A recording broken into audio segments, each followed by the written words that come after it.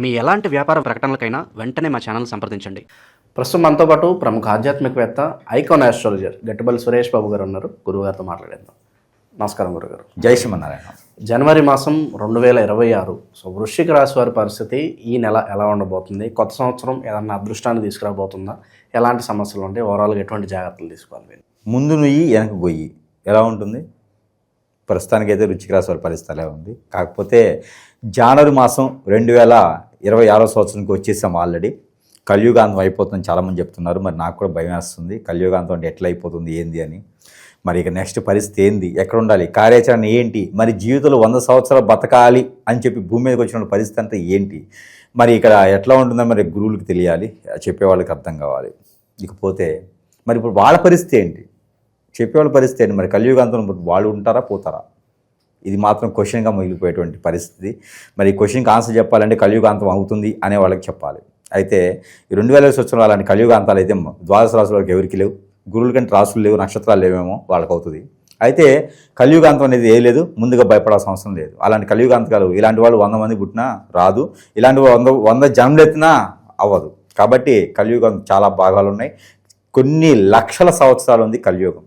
కాబట్టి అలాంటి కలియుగాంతరాలు అయితే ఏం లేవు, భయపడాల్సిన అవసరం లేదు. ఇకపోతే కొంతమంది ఎప్పుడో పోయినటువంటి బ్రహ్మంగారి కాలజ్ఞానం చెప్తూ ఉన్నారు. అసలు బ్రహ్మంగారి కాలజ్ఞానం ఉన్నదా? ఉంటే ఎక్కడుంది? బ్రహ్మంగారు ఇప్పుడు దొరికినటువంటి కాలజ్ఞానం వేరు. ఆయన కొన్ని లక్షల జ్ఞానం రాసేటున్నాడు, ప్రపంచంలో ఇది జరగబోతుంది అని. ఈరోజు ఉన్నటువంటి ప్రతి ఒక్కరు బ్రహ్మంగారి కాలజ్ఞానమే. ఎందుకంటే మీరు ఒకసారి గమనించండి, వాతావరణ శాఖ ఉంటుంది. వాతావరణ శాఖ వారు ముందుగా వర్షాలు వస్తాయని చెప్తారు. బ్రహ్మంగారు కూడా అదే చెప్పాడు. మరి వీళ్ళు కూడా కాలజ్ఞానం రాసినట్టే కదా, మనం గమనించుకోవాలి. అవునా? అంతేనా? ఇప్పుడు పలానా తుఫాను వస్తుంది, జాగ్రత్త పడండి అని చెప్తారు. రెడ్ లైటు, ఎల్లో లైటు జారీ చేసామని చెప్తారు. మత్స్యకారులు జాగ్రత్తగా ఉండాలని చెప్తారు. వీరంతా కాలజ్ఞానస్తులేనా? అంతేనా? అవునా అండి? అంతేనా? మరి వీళ్ళు కూడా కాలజ్ఞానాలు కాబట్టి వీళ్ళు కూడా పూజిద్దాం. కాబట్టి కాలజ్ఞానం అనేది మూఢనమ్మకం కాదు, కానీ కాలజ్ఞానం పేరు చెప్పి బ్రతికే వాళ్ళకి మాత్రం ఖచ్చితంగా వాళ్ళకి మూడిద్ది. అది మాత్రం మనం చెప్పాలి. ఇక వృశ్చిక రాశిలో ఎందుకు చెప్పాల్సి వచ్చింది అంటే, వృశ్చిక రాశి వాళ్ళకి వెనక గొయ్యి ముందు నుయ్యి. ప్రతి చిన్న విషయం కూడా చాలా గుప్తంగా పూతతో చూసేటువంటి పరిస్థితి. ఎందుకంటే మీరు గమనించండి, ఒక 60 సంవత్సరాలు ముసలతను ఉంటాడు, ఉండేసి లేదండి మీ ఆరోగ్యం క్షీణించింది, ఇంకా మీరేం చేయలేరు అని చెప్తారు. ఇదే మాట 30 సంవత్సరాలు చెప్తారు. 30 సంవత్సరాలు వాడు ఏమంటాడంటే, ఏంద్రా నువ్వు చెప్పేది, నీ డాక్టర్ అయితే అయి ఉండొచ్చు, నా కష్టం నాకు ఉంది, నేను చేసుకుని బతకగలుగుతా అనే ధైర్యం ఉంటుంది. కానీ 60 సంవత్సరాల వాడికి బ్రతకగాలనే ధైర్యం ఉంటుంది తప్పితే ఎలా బ్రతకాలో తెలియదు, ఒకరి మీద ఆధారపడాలి. అలాంటి వారికి నువ్వు పోయి కాలజ్ఞానము, అలాంటి వారికి నువ్వు పోయేసి నాకు కలియుగం అయిపోయిందని చెప్తే, నీకు అయిపోయిందంటే ఎట్లా? బాంబులు పేల్చాలి, లేకపోతే నీకు నిన్న సీటు కింద పెట్టాలి, అంతే కదా కాలజ్ఞానం మా చెప్తున్నట్టుగా. కాబట్టి అలాంటి ఫోకస్గా చెప్పవద్దు ఎవరు కూడా, దయచేసి అలాంటి ఏమి లేవు. ఇక వృశ్చిక రాశి వాళ్ళని గమనించినట్టయితే కనుక అన్ని రకాలుగా బాగుండబోతుంది వీళ్ళకి కూడా. ఎందుకంటే 2వ స్థానంలో 15వ తారీఖు వరకు కూడా 2వ స్థానంలో సంచరించేటువంటి గ్రహాలు యోచన ఆల్రెడీ వీరికి మారిపోయింది. 2025 ఆగస్టు నుంచి వీరికి మార్పు వచ్చింది. చిన్న చిన్నగా గ్రోతింగ్ అవుతున్నారు. ఎదుటి వాళ్ళ మాటలు వినకుండా ఉండడం, మొండిగా మూర్ఖంగా లేకుండా ఉండడం, వీరికి వీరు చైతన్యం రావటం, పేరు ప్రఖ్యాతి ఎలా వస్తాయి అని గమనించుకోవటం, ఇవన్నీ మనం గమనించుకుంటూ ఉన్నాం. వీళ్ళ రాసుల్లో గ్రహాల కార్యాచరణ మారుతూ వస్తుంది. దాంతోపాటు 21 సంవత్సరం దాటినటువంటి స్త్రీ పురుషులకు ఇరువురికి కూడా వృశ్చిక రాశిలో ఉన్నవారైతే వారికి గ్రహచరణ, వారికి దశాంత దశలో కూడా శని కానీ శుక్రుడు కానీ లేకుంటే కుజుడు దశ ఉన్నవారు, ఆ బుధుని దశాంత దశ ఉన్నవారైతే కనుక కొంతమంది స్థలాలు కొనటం, పొలాలు కొనటం, రైతులుగా రాణించడం, ఇవన్నీ కూడా 2025 ఆగస్టు నుంచి కూడా కొనసాగుతున్నాయి.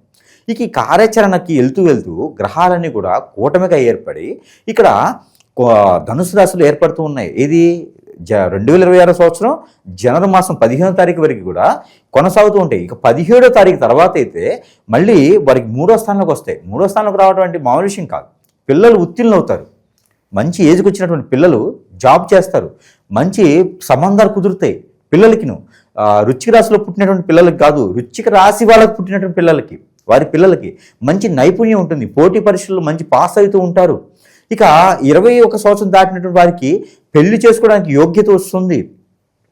అనుభవించడానికి యోగ్యత వస్తుంది, డబ్బు ఆదాయం వనరులు పెరుగుతాయి. ఏది రెండో స్థానంలో ఉన్నటువంటి గ్రహాలన్నీ వీరికి మంచి సూచిస్తున్నాయి కదా. శుక్రుడు మంచి లాభాన్ని ఇస్తున్నాడు, బుధుడు మంచి లాభాన్ని ఇస్తున్నాడు, ఆ కుజుడు కూడా మంచి లాభాన్ని ఇస్తున్నాడు. రెండో స్థానంలో ఉంటే కుజు దోషం అంటారు, కానీ వీరికి మంచి లాభాన్ని ఇస్తాడు. వృశ్చిక రాశి కదా, వృశ్చిక రాశికి అధిపతి కేతువు అయితే కుజుడు ఫ్రెండు. అలానే కుజు దోషం ఎక్కడ ఉంటుంది? ఇంకా దానికి తగ్గట్టుగా 6వ స్థానంలో ఉన్నటువంటి గురువు మంచి యోచనతో వీరికి వెళ్ళి చూస్తూ ఉన్నాడు. ఇక ఎక్కడ వీళ్ళకి దోషాలు ఉంటాయండి? ఎందుకు వాళ్ళని భయపెట్టి చంపుతున్నారు జనాన్ని? కాబట్టి అలాంటి కార్యాచరణ ఏం లేదు. జనవరి మాసం చాలా ఆహ్లాదకరంగా, చాలా ఆనందంగా వీరు నిద్ర లేవాలి, కోడికొత్తులు వినాలి, మేగటి పెరుగులు ఉండాలి అనుకుని ఎట్లయితే ఉంటుందో అదే రకమైన వాతావరణం వీరికి లభ్యపడిపోతుంది. కాబట్టి ప్రతిరోజు కూడా జున్ను తినేటువంటి ఆహారం వీరికి లభ్యపడుతుంది. అలాంటి కార్యాచరణ ఉంటుంది. ప్రతిరోజు ఒక కొత్త అల్లుడు ఇంటికి వెళ్తే ఎలా ఉంటుందో వీరి బ్రతుకు జీవనం కూడా అలా ఉంటుంది. కాబట్టి వృశ్చిక రాశి వారు భయపడే అవసరం లేదు. వెనక గొయ్యి ముందు నొయ్యి, ఇది మాట్లాడదాం. ఇది మాట్లాడాలంటే ఆర్థికపరమైనటువంటి ఇబ్బందులు. ఎక్కడైనా డబ్బు ఇచ్చున్నారనుకోండి, ఖచ్చితంగా శత్రువు అయిపోతారు. వారు తమ్ముడైనా, అన్నైనా, మామైనా, బాబాయ్ అయినా ఎవరికైనా డబ్బు ఇచ్చారంటే మాత్రం శత్రువు అవుతారు. కాబట్టి డబ్బు ఇవ్వకండి ఎవరికి. ఒకవేళ పాత డబ్బులు ఎప్పుడైనా ఇచ్చి ఉంటే అడగండి, వారు ఇచ్చారా తీసుకోండి. మనం ఎవరిని కూడా ప్రేమించే తత్వం లేకపోయి ఉండొచ్చు, గౌరవించే తత్వం ఉండాలి. మనం శత్రువులను తెచ్చుకోకూడదు. వృశ్చిక రాశి వారికి శత్రువులు ఉండకూడదు అసలు. వృశ్చిక రాశి శత్రువులు అంటే వారు బాగుపడ్డ ఎదుటివాడు. కాబట్టి వృశ్చిక రాశి వాళ్ళతో ఎవరు శత్రుత్వం పెట్టుకోకండి. వారితో శత్రుత్వం పెట్టుకున్నారంటే ఎదగలేరు. ఇక చాలా కష్టం. వాళ్ళ నోట్లో నుంచి ఒక మాట మాట్లాడడం రాంగా అంటే అది ఖచ్చితంగా అవుతుంది. మంచిది అవ్వదు కానీ చెడు అవుతుంది. కాబట్టి వృశ్చిక రాశి వారు మీ చుట్టుపక్కల ఎవరైనా ఉన్నారా అంటే మంచి కోరుకోమని చెప్పండి, చెడు కోరుకోవద్దని చెప్పండి. చెడు కోరారా అంటే ఖచ్చితంగా అయింది. అది మాత్రం గుర్తుపెట్టుకోండి. ఇది మకర రాశి వాళ్ళ అదృష్టం అనుకోండి. ఎవరైనా శత్రువు వచ్చాడు నన్ను కొట్టబోతున్నాడు అంటే, కొట్టరాబాయి నేను ఎట్లా ఉంటావో నేను చూస్తానంటే వాడు నిజంగానే ఉండడు. కాబట్టి అది అనిపించుకోవద్దు వేరే వాళ్ళు. అందుకని వృశ్చిక రాశి వాళ్ళని జాగ్రత్త కాపాడుకుంటూ వస్తే దేవుళ్ళతో సమానం, కాపాడుకోలేకపోతే దెయ్యంతో సమానం. కాబట్టి వాళ్ళు ఏమనరు. వారి ఆలోచన వచ్చింది అంటే మనమే చెడుగా, మనకేదో చెడు జరుగుతుందని అర్థం. వారితో చాలా జాగ్రత్తగా ఉండాలి. ఇంట్లో తల్లైనా, చెల్లైనా, భార్య అయినా, లేదా మనతో పాటు ఉండేటువంటి ఫ్రెండ్స్ అయినా సరే, లేడీస్ అనే కాదు, జెంట్స్ అనే కాదు. వృశ్చిక రాశి ఉందా జాగ్రత్తగా ఉండండి. వేరే వాళ్ళు జాగ్రత్తగా ఉండాలి. వారు చాలా మంచివారు. వాళ్ళు నోట్లో అన్నానంటే అవుతుంది. అది నోట్లో 4 మీద మచ్చలు ఉండే వారికి, మచ్చలు లేకపోయినా అవుతుంది. మచ్చలు లేపు కదా అంటే మచ్చలు లేకపోయినా వాళ్ళకి అవుతుంది. అన్నమాట ఫలిస్తుంది. ఈ జనవరి మాసంలో ఇంకా, ఎందుకంటే 2వ స్థానంలో గ్రహాలు ఉన్నాయి కదా. అది ఇక 17వ తారీఖు తర్వాత ఈ గ్రహాలన్నీ కూడా 2వ స్థానం నుంచి 3వ స్థానానికి వెళ్తున్నాయి. అక్కడేమవుద్దంటే అన్నతమ్ముల మధ్యన విభేదాలు ఉన్నా, ఆస్తి తగాదాలున్నా, పూర్వీకుల ఆస్తులైనా, విదేశీయానమైనా, జాబులో వెసులుబాట్లు, అతి ముఖ్యమైన విషయం జాబు, సెంట్రల్ గవర్నమెంట్ అలానే బీఈడి లేదా గ్రూప్ 1, గ్రూప్ 2, గ్రూప్ 4 వరకు కూడా రాసినటువంటి వారు, పోటీ పరీక్షల వారు ఎక్కడైనా ఉన్నారు, ఇంటర్వ్యూలో పాస్ అయ్యారు, వారికి జాబ్ లెటరా అంటే ఖచ్చితంగా ఈ 17వ తారీఖు తర్వాత ప్రయత్నం చేస్తే ఖచ్చితంగా వారికి జాబ్ వచ్చింది. జాబ్ వచ్చిన వాళ్ళు ప్రతి ఒక్కరు కూడా గురువు గారికి ఖచ్చితంగా 50,000 రూపాయలు దక్షిణ ఇవ్వాలి చెప్పినందుకు. కాబట్టి ఎవరు ఇయ్యరు. మనం ఏమైనా మతస్థులమా? మీరు సంపాదించిన దాంట్లో నాకు 10% ఇవ్వకపోతే మీకు ఏదో ప్రాబ్లం వచ్చిందని చెప్పడానికి మనం అట్లాంటి వాళ్ళం కాదు కదా. ఏం అవసరం లేదు. వాళ్ళు సంపాదించుకొని పిల్లలకు కూడా పెట్టుకుంటే సరిపోతుంది. ఎవరికైనా వృశ్చిక రాశి వారికి పెళ్లి అయ్యి ఉండి, పిల్లలు పుట్టి ఉండి వారి జీవితం బాగుంటుంది. పిల్లల వల్ల వీరికి అదృష్టం కలిసి వస్తుంది. నాకు మొదటి సంతానం అమ్మాయి పుట్టింది, నాకు కలిసి రావట్లేదు, మొదటి సంతానం అబ్బాయి పుట్టాడు, నాకు కలిసి రావట్లేదు అనేటువంటి వదిలేసి వాళ్ళ వల్లనే మీకు అదృష్టం కలిసి వస్తుందని చెప్పొచ్చు. ఇకపోతే వారి ఇంట్లో ఎవరైనా ఫ్రెండ్షిప్ చేయాలంటే కనుక మకర రాశి వారితోనూ అలానే మేషరాశి వారితోనూ ఎక్కువ ఫ్రెండ్షిప్ ఉంటుంది. ఆ వారింటి సంబంధాలు కూడా అవే కుదురుతాయి. కాబట్టి ఆ రకమైన ప్రయత్నం చేయొచ్చు. ఇక అన్నిటితో కన్నా ఆరోగ్య సమస్యలు, వీరికి ఆరోగ్య సమస్యలు back pain, shoulder pain, 1 side headache, sinus, కళ్ళు, షుగరు, బీపీ ఇవన్నీ కూడా వీళ్ళకి అత్యవసరంగా ఆలోచించి ఎక్కువగా స్ట్రెస్ అయ్యే వారికి అయితే ఇవి కనిపిస్తూ ఉన్నాయి. స్ట్రెస్ అవ్వకుండా ఉండి ప్రికాషన్స్ తీసుకుంటే ఇవి అన్నీ కూడా పోతాయి. వీరు వాడేటువంటి వంటల్లో, కర్రీస్లో కానీ వీటన్నిటిలో కూడా ఇంగు వాడితే అలాంటి సమస్యలు కూడా కొంతమేర దూరం అయ్యేదానికి అయితే కనిపిస్తుంది. ప్రతిరోజు కూడా నిమ్మకాయ ఒకటి గ్రీన్ కలర్ అంటే పెన్నుతో రాయకుండా పచ్చి నిమ్మకాయతో దిష్టి తీసుకొని బయట ఎక్కడ పొదగని చెట్లు అశోక్ కూడా చెప్పాను రోడ్డుకి విరువైపులా చెట్లు నాటమని. కాబట్టి రోడ్డు మీద నాటితే అడ్డం కదా, అందుకని ఆ చెట్ల కింద నిమ్మకాయని పడేస్తే సరిపోతుంది. ఎవరు తొక్కకూడదు, ఎవరు దాటకూడదు. ఇలాంటి ప్రక్రియ చేసుకోవాలి. అదృష్టం అనేది వస్తుంది. ఇంకా విశేషమైన ఫలితాలు పొందాలంటే ఎటువంటి పరిహారాలు చేసుకోవాలంటారు? ఖచ్చితంగా వృశ్చిక రాశి వారికి పరిహారాలు ఉన్నాయి. పరిహారాల కన్నా కూడా గొప్ప విషయం ఏంటంటే వీరు చాలా మంచివారు, మూర్ఖులు, మొండోళ్ళు, అనుకున్న పని సాధిస్తారు, సాధించేదాకా వదలరు. వీళ్ళు శిఖరం ఎక్కాలంటే ఎక్కేసి కూర్చుంటారు. కాబట్టి అంత మంచి వారికి పరిహారాలతో పాటు వారికి అదృష్టం కూడా ఉండాలి. ఇప్పుడు మనము ఒకదానికి వెళ్తున్నామంటే మొండికి ఒకటే సరిపోదు, బలం కూడా కావాలి. ఆ బలంతో పాటు మరొకటి కావాలి, అండ. మన వెనక ఒకడున్నాడు అనే అండ కావాలి. ఆ అండ కావాలి అంటే ప్రతి ఒక్కరికి మనం వెళ్ళలేంగా. కాబట్టి మన వస్తువులు ఉన్నాయి, మంత్రోచ్చారణ చేస్తుంటాయి. వారు ఎదిగేవాళ్ళు అనే ఆలోచన ఉన్న వారికి ఎదగడం అంటే బెట్టింగ్లు పెడతానండి, నేను పేకాట ఆడతానండి, నాకు అమ్మాయి పిచ్చి ఉందండి, ఈ వీటిల్లో కాదండి. ఎదగడం అంటే లోక కళ్యాణార్థం కోసం, మన కుటుంబం కోసం, బాధ్యత కోసం, గౌరవంగా ఎదగాలి, పేరు ప్రఖ్యాత రావాలి. దీనికోసం అయితే మనం సపోర్ట్ చేద్దాం ఖచ్చితంగా అందరికీ కూడా. ఇలాంటి చేయాలంటే కనుక ఖచ్చితంగా మనం ఏం చేయాలి? మన దగ్గర వస్తువులు తీసుకొని మంత్రోచ్చారణ చేస్తుంటాయి. వ్యాపారం బాగుంది కదా అని కామెంట్స్ పెడతా ఉంటారు ఒక్కొక్కళ్ళు. వ్యాపారం అంటే నేను వ్యాపారం చేసుకోవాలంటే పచారీ షాప్ పెట్టుకుంటా, ఫ్యాన్సీ షాప్ పెట్టుకుంటా, ఇలాగ నోరు వాచిపోయేలాగా, నోరు పగిలిపోయేలాగా ఎదుటి వాళ్ళకి సలహాలు ఇచ్చే అవసరం నాకు లేదు. నాకున్న దాంట్లో నేను చేసుకుని పోతా. కాకపోతే ప్రజలు బాగుండాలని ఒక సంకల్పంతో, చెడిపోకూడదు మన పిల్లలని సంకల్పంతో, మన పిల్లలంటే మళ్ళీ దాని కూడా కామెంట్ పెడతారేమో, అంటే ప్రజలు చెడిపోకూడదు అనేటువంటి సంకల్పంతో బాగుండాలి అనేటువంటి దాంట్లో మనము చెప్పడం జరుగుతూ ఉంది. విన్నవాడు అదృష్టవంతుడు, విన్నడు వాడు కూడా అదృష్టవంతుడే, వాడి కార్యాచరణలో వాడు ఉంటాడు. అంతేగాని మనకేం సంబంధం లేదు. బాగు చేసేటువంటి ప్రయత్నం మనది కాదు. చెడిపోమనే చెప్తాను నేనైతే.